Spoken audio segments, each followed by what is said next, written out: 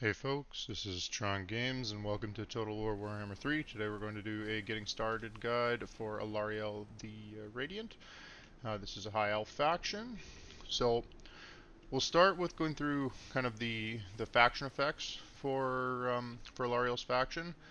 It's kind of an interesting one because she's multiple faction effects and they have kind of a bit of a double-edged sword.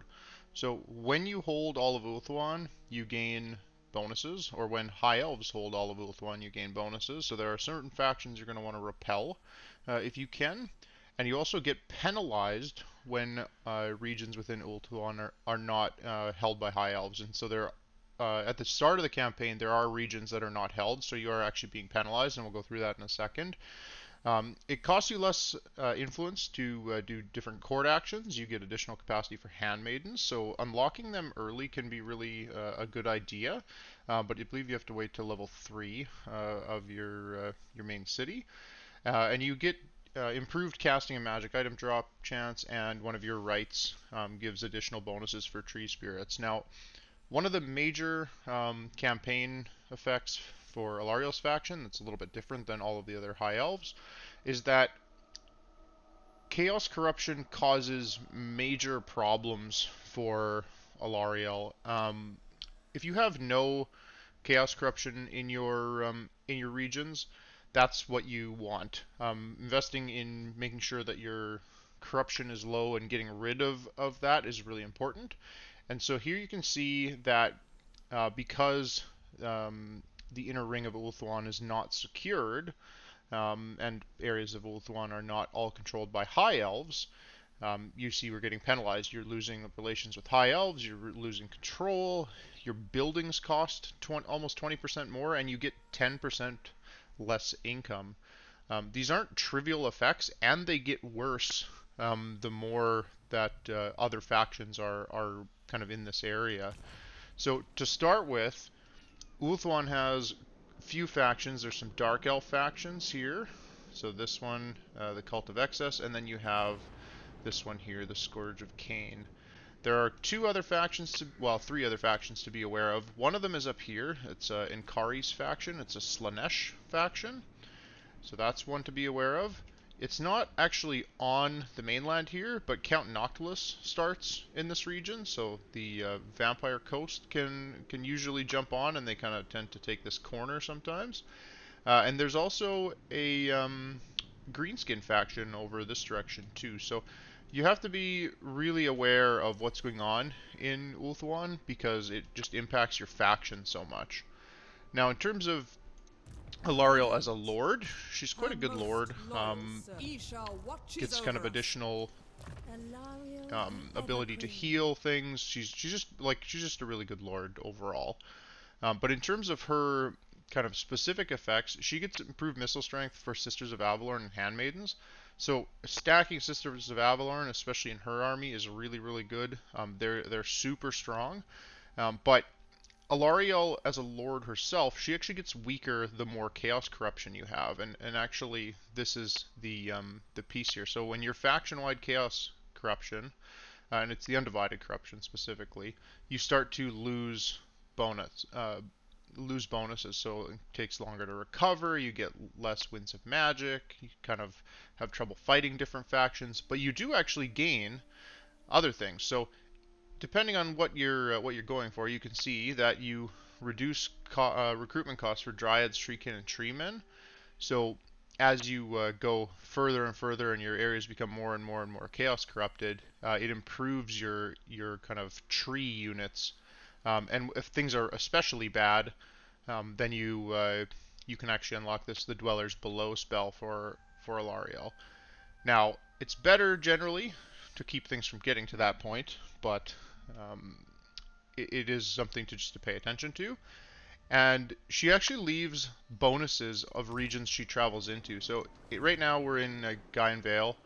So you see this Power of Nature buff here. This is because Alariel visited this province. So you get additional influence, control, growth.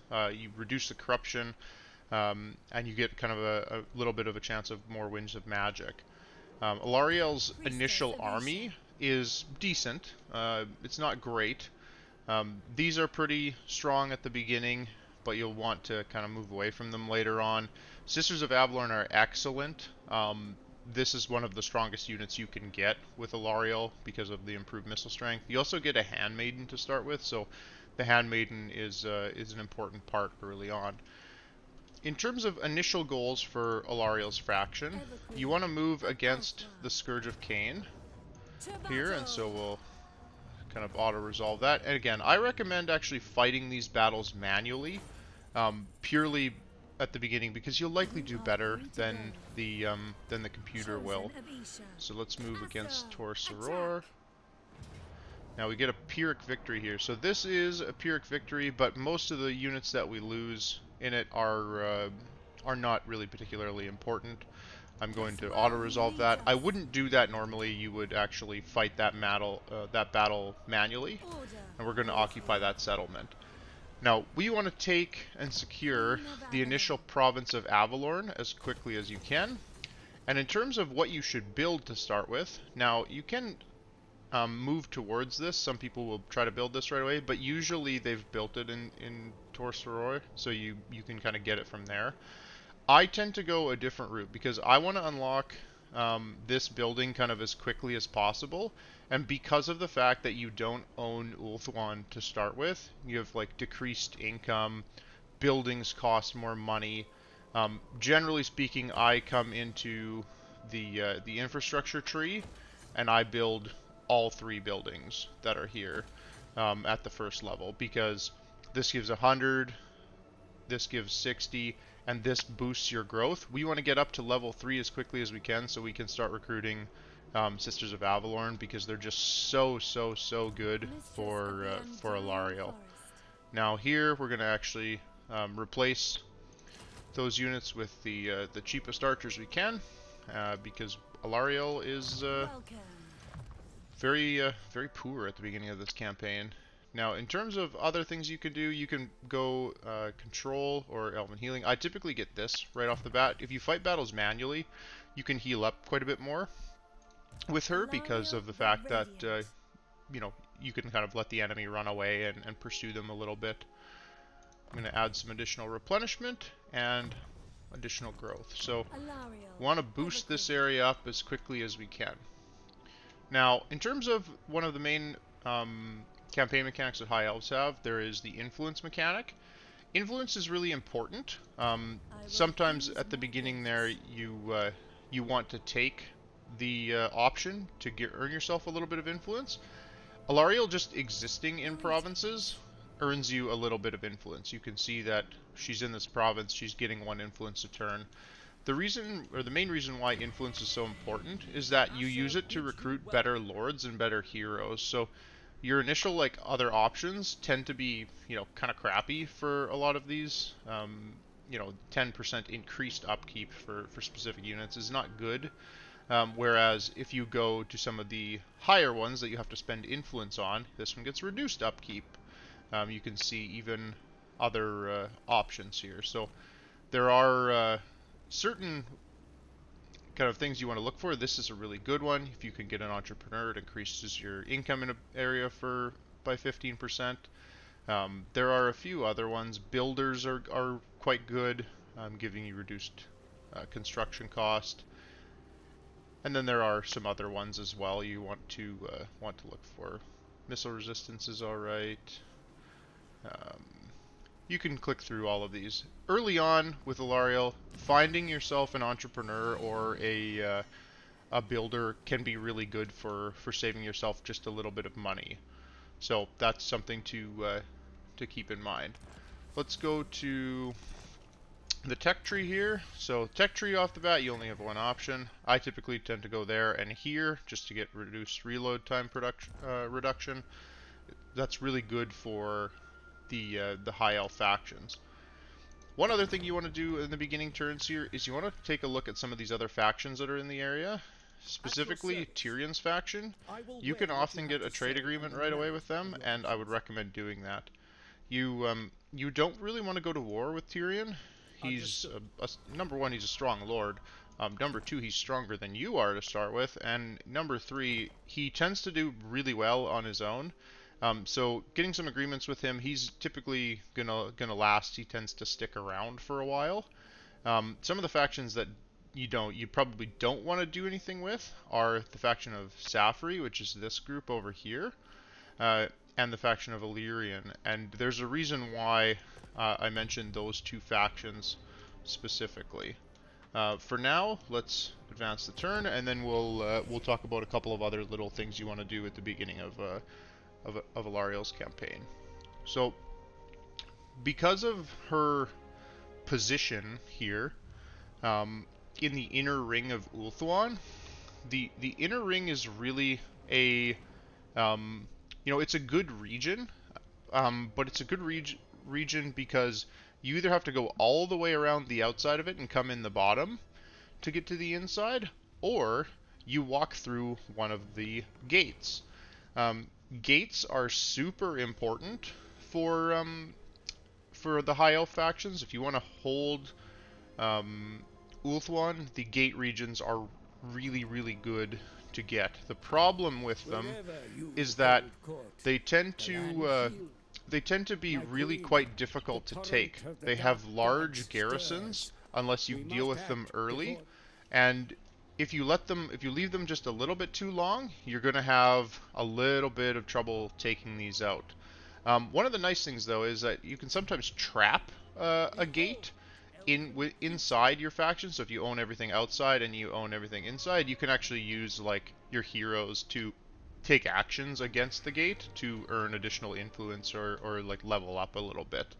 So trapping at least one of the gates is good. The gates themselves are really important though, because they force any enemy forces to either go through these areas or go all the way around. And most of the gates are on kind of this west and north side, so be aware of that as well. Now in terms of Alariel's faction here, we can go after this place. I'm not going to do that this turn because I can see these guys are kind of on their way. But what I am going to do is just go a little bit outside here and go into ambush stance, because these guys might come through and we might be able to catch them moving towards this. We could also potentially go on the other side and train a few more units, which might be a good idea because they actually outnumber us a little bit. So a few different options of what to do there depending on if these guys move against you. I'm just going to sit in here and train a couple of units because I know that they can reach me in march stance, but they typically can't go that far. Unless they're marching, and they can't attack me if they're marching either. So I'm going to unlock this. Now let's talk a little bit about Alariel's kind of campaign goals, because number one goal, get control of Ulthuan in the hands of the High Elves. That is number one goal because you receive such severe penalties, especially to your construction cost, early on. In terms of Alariel's short campaign, her short campaign is actually quite simple. You want to basically drive the factions who are on Ulthuan out. So that is the Cult of Excess, the Scourge of Cain, those two Dark Elf factions, and then the Seducers of Slaanesh. So they're kind of over here. You can see Ankari is here. This faction can be really annoying to deal with too, because they start with such good units. These Daemonettes are just so annoying. You can shred them pretty easily with missile units, but they're fast. They have pretty high magical attack. So you want to you hope that Krace can kind of deal with them up there. What I tend to do with Alariel's faction is I secure this province here first, so I'll get Evershale next, and then I've got this province. We can start to use the commandments. Then I usually leave the gate alone unless these guys come through it. If they come through it, you have to fight them. But I want to move ideally either against Illyrian and take these two areas, or Safri and take these three. I tend to try to come this way because this faction is just usually weaker in terms of your overall kind of strength ranking. They usually are the weaker faction. You can see Calidor is really weak, but they're going to be busy with the pirates. Krace is likely going to lose to Ankari. That's just usually what happens, because the Seducers of Slaanesh start so strong. Um, that's kind of a initial plan there. One of the weird things though is that after you've taken Ulthuan and you've killed these factions off, you'll get your short victory. The long victory is a little bit interesting. You have to get lots of settlements and conquer basically the regions of Ulthuan, but you want to kill basically the Dark Elves.